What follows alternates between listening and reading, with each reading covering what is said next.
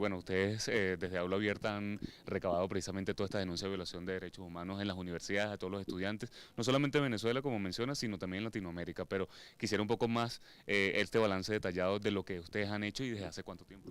Sí, básicamente hablamos de la violación de la libertad académica, la autonomía universitaria y otros derechos vinculados a los contextos universitarios, como la libertad de asociación, por ejemplo, hechos que además describen lamentablemente las acciones de criminalización de la protesta y la discriminación contra los universitarios. Fundamentalmente desde Aula Abierta y la Comisión de Derechos Humanos de la Universidad del Zulia, en Venezuela, hemos trabajado documentando la situación muy grave que ocurre en el contexto venezolano, donde hay una política del Estado fundamentalmente dirigida a violar la libertad académica y la autonomía universitaria desde el plano normativo e institucional, desde acciones de criminalización de la protesta, represión contra estudiantes y profesores, pero además contra los propios recintos universitarios que han sido atacados por órganos policiales, militares y además por la presencia de grupos civiles armados que actúan en una especie de órganos parapoliciales o paramilitares, desde las instituciones del Estado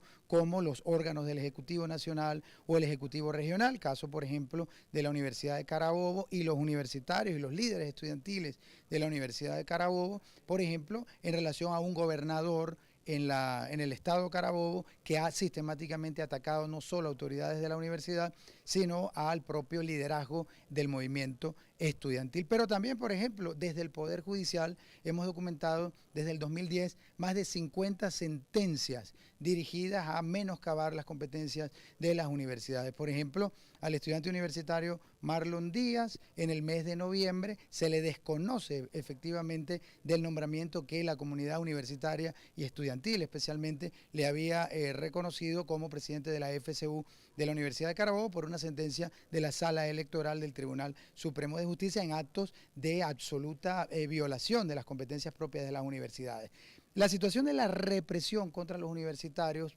estudiantes, profesores, además lamentablemente constituye un patrón que ha sido prácticamente calcado al carbón en otras latitudes. Por ejemplo, en el caso de Nicaragua, el gobierno de Daniel Ortega ha emprendido desde las protestas del año 2018, finales del 2017, pero especialmente 2018, acciones dirigidas a atentar contra los derechos humanos vinculados a estudiantes universitarios especialmente, pero también profesores universitarios, a quienes en muchos casos además han sido destituidos del ejercicio de sus cargos en las propias universidades. En estos contextos, desde Aula Abierta, hemos desarrollado un observatorio sobre derechos universitarios y hemos visibilizado fundamentalmente las grandes preocupaciones ante órganos de derechos humanos. En el seno, por ejemplo, del Sistema Interamericano de Protección de Derechos Humanos, el 12 de febrero en la ciudad de Chuquisaca, Sucre, Bolivia, participamos en el 171º periodo de sesiones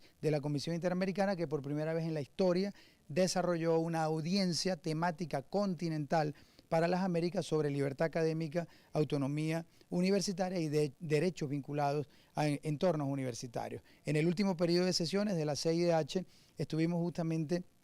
participando en una audiencia sobre la libertad de asociación, donde visibilizamos la problemática contra los actores universitarios. Esta se desarrolló el 8 de mayo en la ciudad de Kingston, en Jamaica, por parte de la Comisión Interamericana de Derechos Humanos. Hay mucho trabajo pendiente porque los regímenes autoritarios justamente ven a las universidades y a los universitarios como blancos, porque justamente no les interesa que se produzca en el seno de las universidades o por los universitarios el debate crítico, la producción del conocimiento científico, que puede ser molesto justamente para esos regímenes autoritarios. Las dictaduras latinoamericanas en el siglo pasado y además en este siglo han confirmado que las universidades y los universitarios son blancos justamente de estos regímenes autoritarios.